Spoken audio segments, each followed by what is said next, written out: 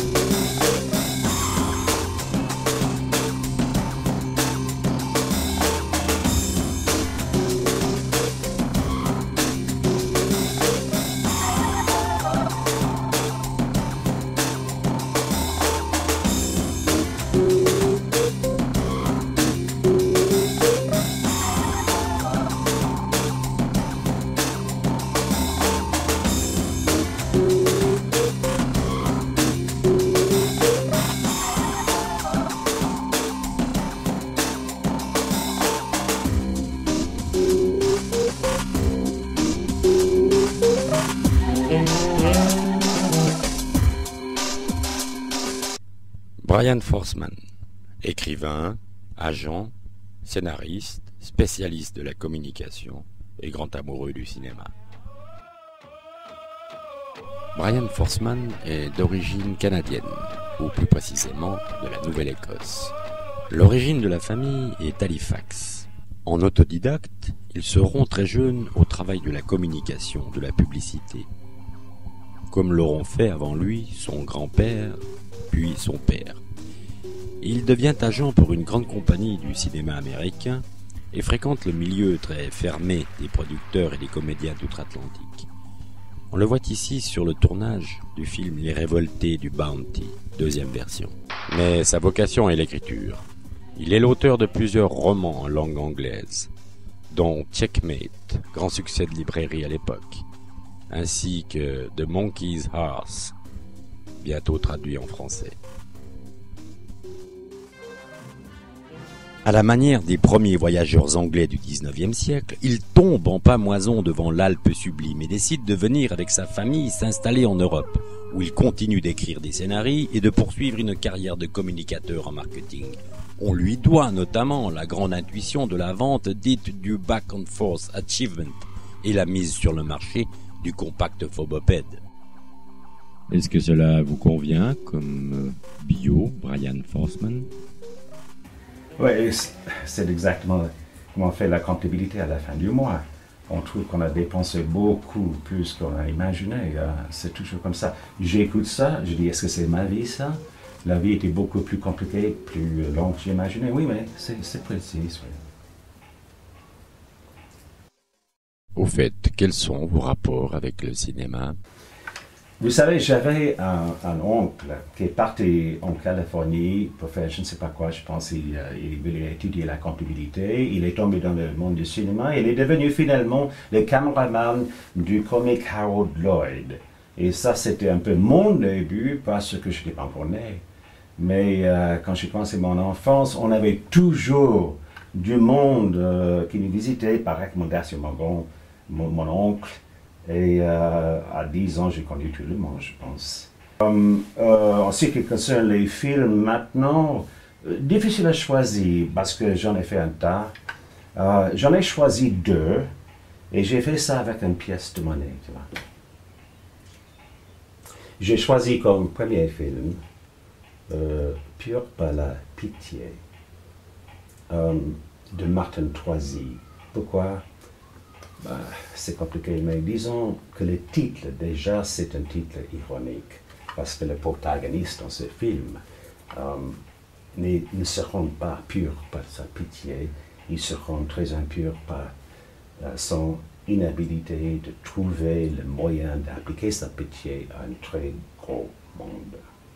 Alors, ce film raconte l'histoire d'un jeune anarchiste au début du XXe siècle, qui est manipulé par un Spagali quasi-politique et qui lui donne une mission. La mission consiste de séduire la jeune fille d'un négociant en terrain très attaché aux colonialistes de l'époque, aux bourgeoisie, la bourgeoisie. Il doit le séduire et puis il doit l'empoisonner avec une chimique de assez longue durée, ça veut dire qu'il va agir après 24 heures. Il tombe amoureux de cette fille, mais quand même, il administre à cette fille le poison. Il sait que maintenant, elle est condamnée de son acte. Il décide, puisqu'il l'aime, de lui accorder une dernière journée exceptionnelle, splendide. Et donc il l'amène voir un musée. Un beau jour à Genève, un jeune anarchiste à la fin du XIXe siècle poignarde la reine d'Autriche-Hongrois. Et puis, bien sûr, en 1914, un autre anarchiste tire une balle au couple royal de l'Autriche-Hongrois, le grand prince Franz Ferdinand et sa femme. Ils étaient typiquement tous les deux anarchistes très jeunes, sont capables de faire pousser une barbe. Jeunes, plutôt jeunes, idéalistes, passionnés, manipulés presque toujours par quelqu'un derrière. Dans ce cas, avec le protagoniste de ce film, le manipulateur était Sami Gereb, un homme beaucoup plus cruel, qui manque beaucoup plus de compassion de son très jeune acolyte quasi naïf. Pur par la pitié était tiré d'une nouvelle écrite par Clara Geron, éditée dans une collection de ses nouvelles intitulée Vanitas. Troisy, en reprenant sa recette, a enlevé des aspects de son point de vue trop catholique, disons. Et ce qui restait, c'était une histoire froide, sans dire brutale. Clara Geron note à l'époque dans son journal 9 novembre 1929. Aujourd'hui, lors de ma visite à la chapelle de Saint-Éloi, endroit qu'à mon grand tort j'avais évité jusqu'ici, j'ai fait la connaissance d'un jeune homme bien à plaindre. Il est le gardien des lieux pour le compte des Capucins, mais se dit résolument athée. Il a vomi l'Église et la République tout d'un jet. Je penserai à lui pour le personnage d'Étienne, dans une nouvelle que je projette d'écrire et d'ajouter à mon recueil Vanitas. De ce film est trompeur. Comme j'ai dit, c'est ironique. C'est un petit morceau d'une grande fresque. La fresque étant ce qui se passait au début de notre siècle.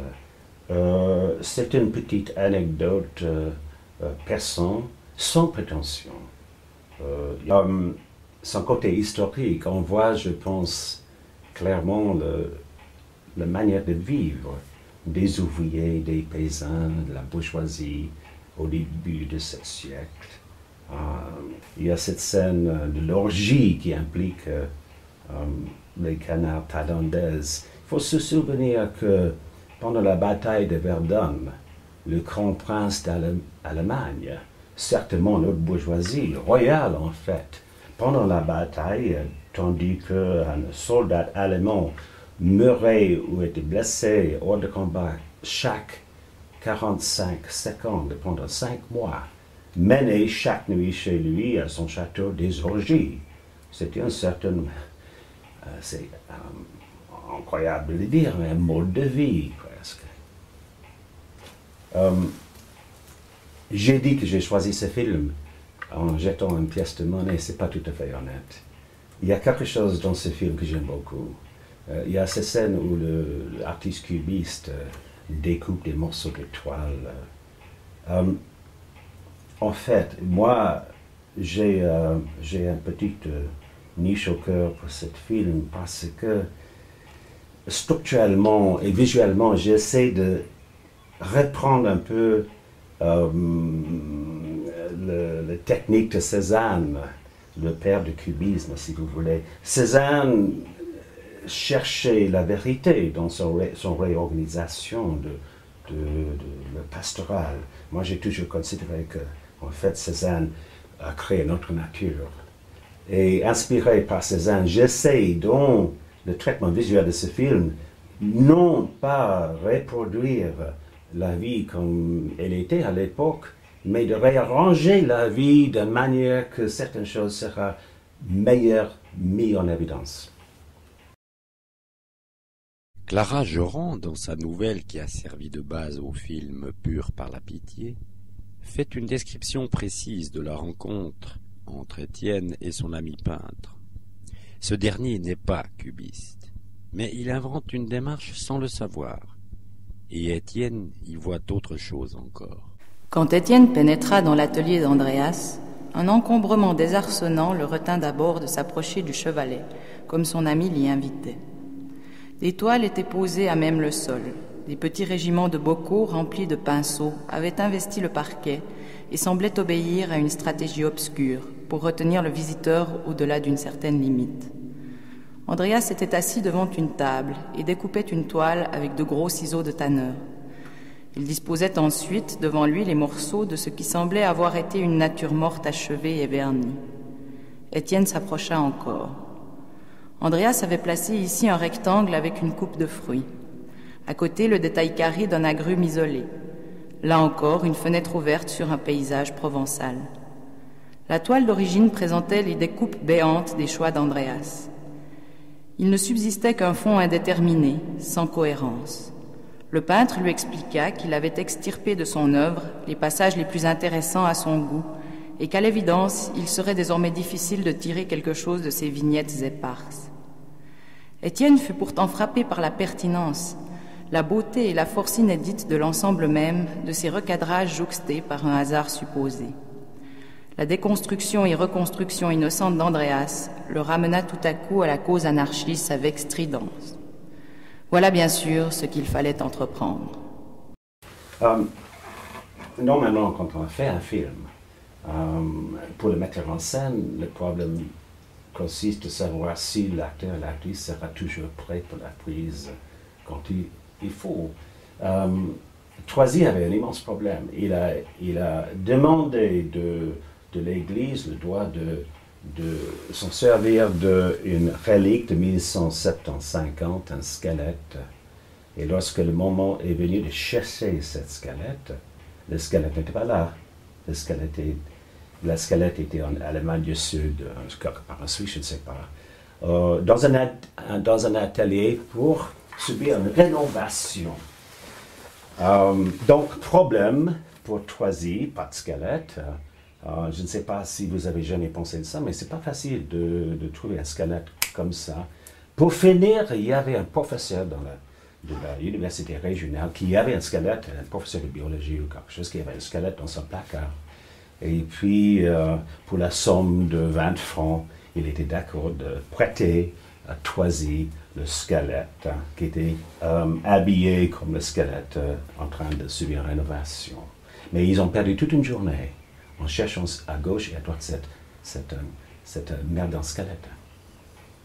On pense à l'époque de la Réformation, où Erasmus, ce Thomas More, cherchait non seulement l'utopie exacte, mais de corriger certains dogmes, certaines pratiques et rites qui appartenaient à l'Église, qui pour eux étaient manifestement à la dérive. Ce que voulaient faire les anarchistes au début de ce siècle, ils voulaient refaire la société. Ils voulaient tout effacer pour reconstruire de meilleure manière.